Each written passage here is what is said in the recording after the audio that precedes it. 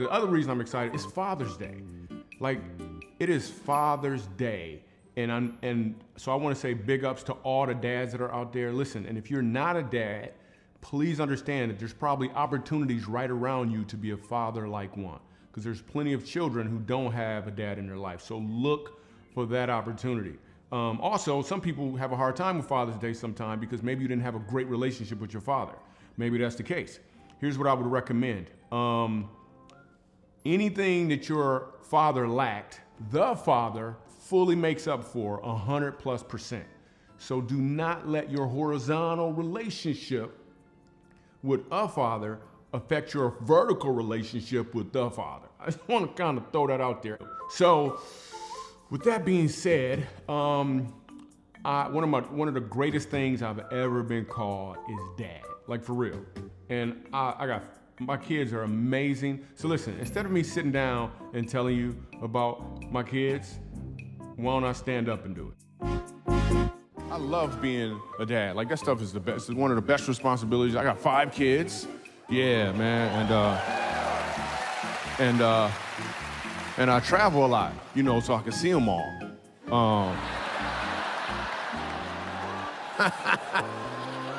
I'm just playing. I don't see them.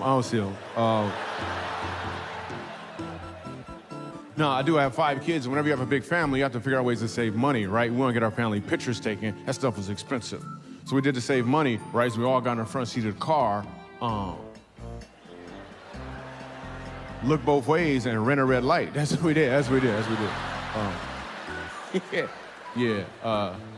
2 weeks later, the picture came in the mail. But my son blinked, so we had to do it again. So I was doing that joke in prison recently, right? I wasn't in prison like, hey, I'm funny, get off me. It wasn't like that. Whenever we're doing a big comedy event, sometimes we'll stop at a homeless shelter, a prison, abuse children's facility. We'll stop there and we'll do some comedy for the people, right? So I'm at this prison and why do comedy at a prison? Some of y'all looking at me. It's a captive audience. We'll throw it out there. So we're at this prison and I do the joke about the red light and 75% of the prisoners laugh, the rest of them, nothing. Then I realized what was going on. Some of them had been locked up for so long, the dude next to him had to explain the joke. He was like, see, nowadays when you run a red light, they send a picture with a ticket in the mail. Then he looked at the dude next to him and was like, a red light is what they use for traffic when you go down the road.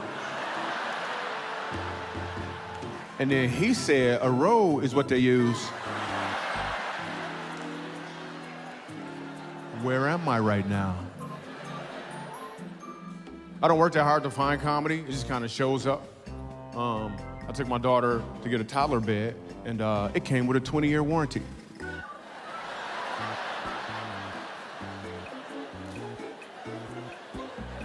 I'm just gonna wait some years. I'm gonna take it back. They're gonna be like, what's wrong? I'm gonna be like, her feet are hanging off the end. And her husband's uncomfortable too. So. I hope you enjoyed that comedy clip. Another thing I really like, one thing I enjoy when it comes to comedy is I really like awkwardness. Like, I like creating awkwardness, for real. Like,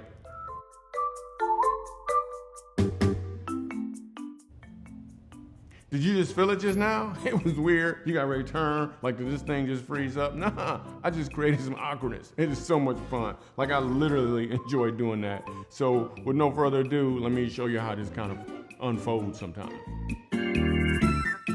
Like, I'll look for awkwardness. Like, I'll get on an elevator when there's like 6 or 7 people in there. I'll let the door close behind me, and I won't turn around.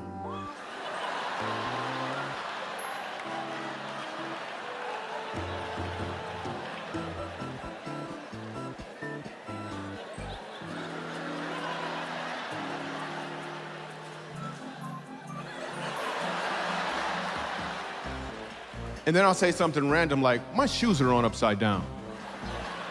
And then everyone gets off on the next floor. And then I just giggle my way to the top. It's so much fun. Another thing I do, right? You gotta try this. This is so much fun. Like, I'll use a phrase the right way that most people use the wrong way. It creates awkwardness, and it's so much fun. Let me explain. So I walk up to somebody I don't know. I never met him before, in public from a little distance. I walk up to him and I'll say, hey there, stranger.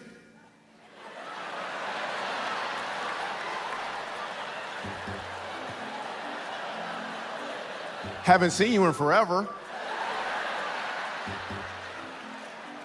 Then I just walk off. I'm telling you, you gotta try it. It'll be awkward at first. When you go home, you'll be crying. Like, it is the best. It's the best. Yo, something else I did, so I grew up in Michigan, right? And it's cold in Michigan, right? Now I live in Dallas, right? And recently I found one of my old ski masks, right? And I like awkwardness and stuff, man. So I just started walking around Dallas with a ski mask on, man. I'm not gonna rob anybody, that's just wrong. I just got a ski mask on, right? Went to the bank, too. Again, I'm not gonna rob anybody. I'm in line like everybody else. Hey, little girl, how you doing? Cool.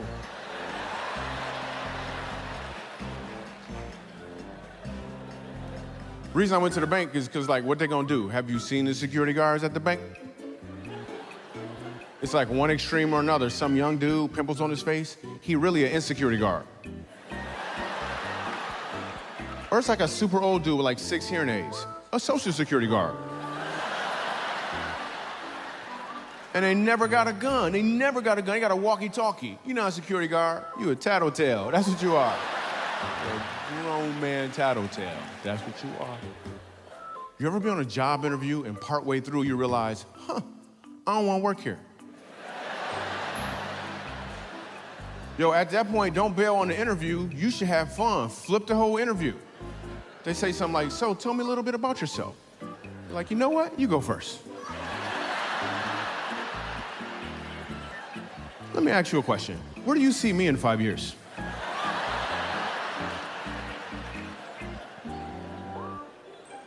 Because they always ask those weird questions. They ask questions like, they'll say, so tell me about a time you had a disagreement with a coworker, and then tell me how you worked it out.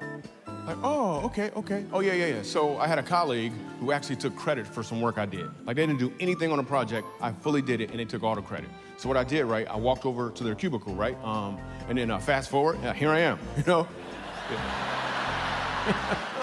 Hope that was entertaining for you.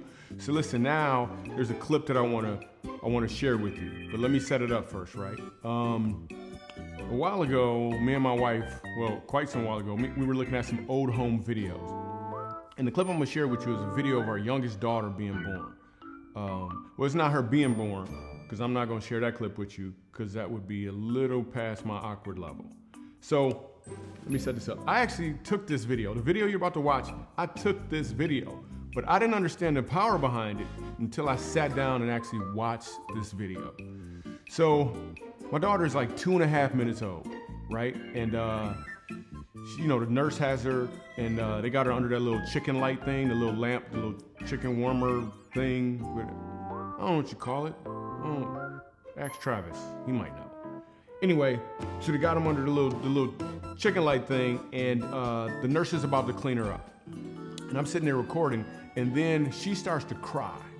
And I want you to notice what happens when she hears my voice.